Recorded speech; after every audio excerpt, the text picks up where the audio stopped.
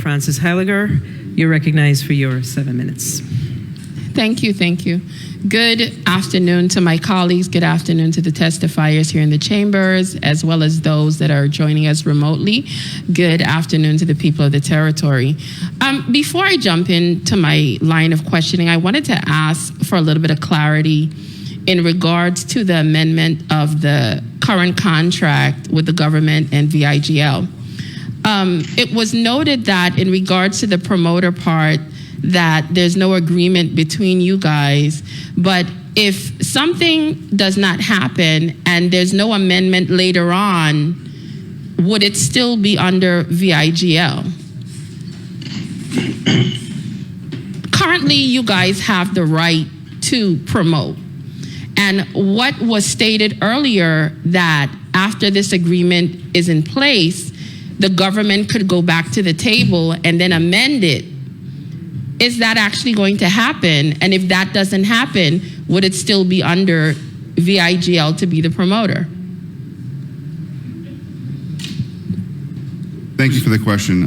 My answer to that is that Southland intends to work with VIGL, and we've been in discussions with them about being the promoter. They are the current promoter, but the way this settlement structure works is that it can work with any entity that's the promoter if VIGL does not want to be the promoter. And that's the point I'm trying to get to, because there's no guarantee that it has to be them based on what you're sharing. Okay, thank you. In the contract and looking over the bills, etc., there was some information in regards for up to $100,000 per race, up to $600,000 annually. I'm a very funny person when I see words like up to, because up to means you could have a raise for what, 50,000, etc. It still means you meet the agreement of saying you did up to that amount. So I have a concern with that. And how is that aspect going to be resolved? Because at the end of the day, we're here to guarantee when we're dealing with our horsemen, because they've waited a long time for these agreements to get into place. Our St. Croix horsemen has been going through quite a bit here in the district of St. Thomas, St. John. And I'm very concerned as to how do we clean this part up of just saying up to, because there's no real guarantee that these amounts will actually materialize. And I have witnessed on this Senate floor where wording in contracts could bring about a total different result after it passes this legislature. And that is a major concern for me, and I'm sure it is with the horsemen here in our territory. Up to could mean anything. Please explain to me how that came about and how it potentially could be resolved. Yes, thank you. I can go ahead. That language came about because it is not Southland that sets the amount of the purses. It is the promoter and the horseman when they figure out what the race is going to look like. And a purse could be, whatever it is. Mm-hmm. But whatever the purse is, Southland's going to contribute at least $100,000 per race if that's what's requested of them. And so what if you have 10 races? Up to $600,000 per year. So you're never going to go over that amount. That's what you're saying. So that's it. Okay, I catch what you're saying. I think we need to clean that up a little bit, because I know it's going to become a concern later on. I guarantee it. I wanted to ask about projected revenues in regards to this. I understand the millions of dollars that's going to potentially be invested, but I also like to do calculations, because I'm very funny about giving up tax breaks without really knowing what the benefit to the territory total is going to be. Has there been any type of feasibility or assessment over the next 15 years as to what is going to be generated to say we're going to be giving up 15 years worth of gross receipts? I don't believe you are giving up 15 years of gross receipts tax.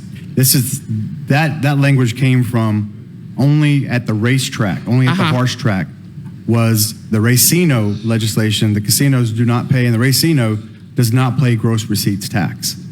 So that had carried over until this deal. So for me, like I said, I'm very cautious about any agreement. I can't account for what was done previously. And any deal that was done by previous legislators, this is my first term. So I am very cautious about giving up any type of revenues that potentially could be benefiting the people of this territory without knowing what the fair value as to what the trade-off is going to be and what we're going to be benefiting versus what we're giving up. So again, have you guys done any kind of assessment as to the potential revenues over the next potential 15 years? Because to go into a business and you don't know what you're making, that doesn't make sense to me. Well, we're going to be the developer of the track. We're not going to be the promoter. And Yes. the revenues, directly, the revenues would have to do with how it's marketed and how it's ran and how it's operated. So those revenues for Southland to game and put the performer together 1 minute, 30 seconds. is just not possible for us at this time. Well, as to right now, the promoter, according to basically what's happening, is VIGL. Have you guys done any assessment whatsoever? We have, and what we agreed on with the government included 200 games. Okay. And that's how you would see your revenues? That's how we would see revenues, yes. Okay. I wanted to get a little bit of clarity on the gross receipts and not having to pay versus gross revenues. And I know when I was looking through some of the contracts, when they spoke about gross revenues through the lottery and monies going towards education and a slew of other things, is there a distinct difference between being taxed on gross revenues versus gross receipts? Because I see them, there are two different terminologies being used, and I wanted to make sure, are they the same thing, or they're creating a different narrative as to how taxes are going to be paid or not paid? Does anyone here could give me a little bit of clarity on that? Senator, I'm not exactly sure I understand your question, but the revenue from video lottery terminals, the largest part of that goes to the government is because of Southland's contract, where there is a contractual percentage that goes to the government. And Time. the gross receipts taxes is a much smaller part of the revenue that ends up going to the government. The largest part by far is the contractual percentage that Southland pays the government, or that the government keeps because it is the government's video lottery program. Okay. Madam Chair, could I just wrap up with my final statement? Thank you. I just wanted to close out by saying that I have not made a decision on this particular contract as yet. I will make a decision accordingly based on listening to the testimony. But one thing that I do know, we have to put our horsemen at the front of this entire process, because growing up here in the territory, horse racing has been a fundamental part of who we are. And one of the things that I would insist that does happen, that even if this contract does go forward, that we have to make sure that there's some type of racing in the interim while all of this is happening, instead of having these individuals sit around for another few years waiting for all of these things to be figured out. So that is my hope, and that is something that I would be pushing for to see happens on behalf of our horsemen while we go through this process. So thank you very much for the time, Yeah, Madam thank Chair. you, Senator. That was also in my opening statement. Yeah. Yes, thank you. Senator Francis Heyliger, you recognize your point of inquiry. And to my colleague's question, I'm just trying to get clarity. What if you two cannot negotiate and VIGL does not become the promoter? Who then has the authority to continue to negotiate or find another promoter? I think that's what we're trying to get at. What if it doesn't work out with Southland and VIGL? We're going to build the racetrack. Commissioner White, Sports Park and Recreation. Currently, they do have the rights to be the promoter of the track. If for whatever reason they decide they don't want to be the promoter, they would have to relinquish those rights, and the government of the Virgin Islands can then seek a new promoter. Okay. I'm not sure who was a point of inquiry. Senator Francis Heyliger did ask for a point of inquiry. Senator Francis Heyliger, you're recognized for your point of inquiry. Thank you so much. Good afternoon once again. I've been diligently listening, and I was listening to the conversation about the sale of property that's up in regards to VIGL. Is that correct? Yes, Senator. Okay. And I was thinking, and I just need direct answers so I could better understand.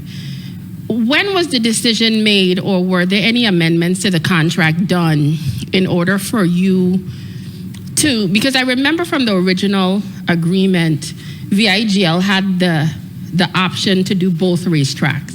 Is that correct? St. Croix and St. Thomas? It was not an option, it was a right. Yes.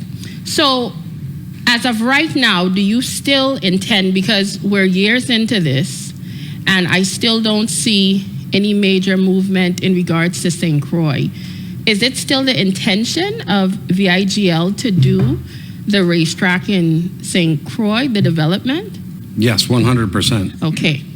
And clearly when it comes to St. Thomas, as you're attempting to sell assets, etc., is it still your intention to potentially be the promoter? Because if you don't have to deal with the development part of it, I want to know, did you request to be removed from that, or was an amendment done to the contract? How did that come about? We are negotiating with the government and with Southland Gaming. That's for the promoter part of it. I'm asking about the development part of it. Senator, I don't differentiate between promotion and development. That's something new to me, frankly. Okay, well, see, I have to differentiate, because this entire conversation is about the development part, and clearly the entire conversation we've been having has been who's going to be a promoter versus the developer. So when you tell me you don't even differentiate, I'm a little bit... My franchise agreement does not differentiate between promotion and development. Okay, so if it doesn't differentiate, do you have any intentions of even wanting to build anything here in the district of St. Thomas, St. John, since you don't have a differentiation between?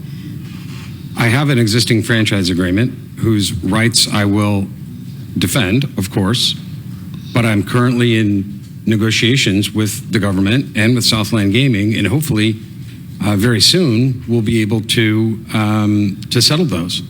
Okay, one last question, Madam Chair.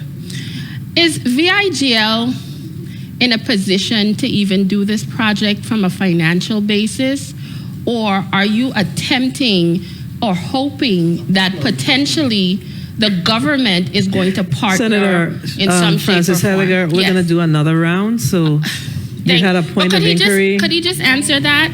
I think we're going to have, to be fair. But listen, I have been fair listening to 100 points of inquiries all day. Yes. So let me explain the point of inquiry process, okay? Thank you. Because I don't want to be accused of not being fair. It's okay. You ask a point of inquiry is usually a one question, but you've asked that you're almost on your fourth, Senator. So I have to be fair, because then if everybody asks for that privilege, then it creates a problem. I'm going to allow him to respond to the last question. You may respond. Okay, what was the last question? I'm sorry. Ask the last question, Senator. I just want to make sure, because this project seems to be stalled for a while. Is your organization in a financial position? Oh, sorry. Is your organization in a financial position to do this project, or are you hoping that potentially the government or someone else would partner with you? Because from my perspective, I'm kind of trying to figure out, why is it taking so long? Thank you. Well, thank you for the question, Senator. The reason it's taking so long is because we've been subject to a lawsuit on our franchise agreement since 2018. That's the reason it's taken so long. And in terms of financeability, we're perfectly willing and able to finance projects on either St. Croix, St. Thomas, or both. Thank you for your response, but I have to ask this question. So Okay. when was the, Senator Francis Heyliger, you may proceed with your 3 minutes. Thank you. Good afternoon once again to the testifiers and the people of this territory. I want to quickly ask VIGL, when was the decision made after you had already gotten these contracts to do both St. Croix and St. Thomas? When was the decision made to pull out from attempting to do the track in the district of St. Thomas, St. John? There was never a decision made to pull out of St. Thomas. The decision was made to move forward on St. Croix before moving forward on St. Thomas because of the lawsuit with the government. Okay. And if the intention was still, because you're saying you still retain that right, if that was your intention, why would you put the property that is necessary that for this racetrack here up for sale and also sell another parcel that's adjacent? Why would you do that if you're still retaining those rights and it's your intention to do so? Those were business and cash flow decisions we made at the time. Okay. So from a logical standpoint, if you have the intention and to retain this, those are critical components to even developing and building out the track. So for me on the outside looking in, if you're getting rid of assets, clearly you have no interest in doing it. So that's how I'm seeing it. Now, from the perspective of Southland Gaming, what I'm understanding is this is a situation where we're dealing with an extension for a build out. And I think a lot of my colleagues, we have a lot of back and forth from what I'm understanding and listening. They're concerned about the extension and what we're getting in return for it. So I'm going to ask again. 1 minute. When it comes to the assessment, because this is important to me, the type of trade-off we're giving for a potential anywhere from $11 to $20 million investment across the board, what are you going to get? Because over a 13-year period, your business could make $400 million. I'm just tossing out a number. You understand what I'm saying? Yes. And we're getting back basically a $20 million investment at the peak. Or like you said earlier, it might be a little bit higher than that, depending on cost. That's why for someone in my seat, I'm looking at, I need numbers so I could better see if this is a really great deal for the people of the territory to give this extension as a trade-off. You understand what I'm saying? I do. Okay. Could you share a little bit as to why this might be in our best interest? Because of course, you wouldn't be going into this deal if you didn't think it might be in your best interest. Yeah, exactly. Thank you, Senator. And first off, I want to say the video lottery program has been a very successful program since the beginning. And this investment allows Southland, the 13-year extension allows Southland to recoup its capital investment. And just the machines, if we start with 50, which I committed to more than 50 here today, but just 50 is about $1 million of games inside. That's not infrastructure, that's just games inside the facility itself. So let's call it 1.5 if we start with 75 machines. And that includes games and installation and chairs and pedestals and wiring and taxes. And then we have $11 million in the facility. And that facility, as I said earlier, may cost more because, as I said earlier, just the price of aluminum itself, which is the grandstands are built of, is up 61% in 1 year.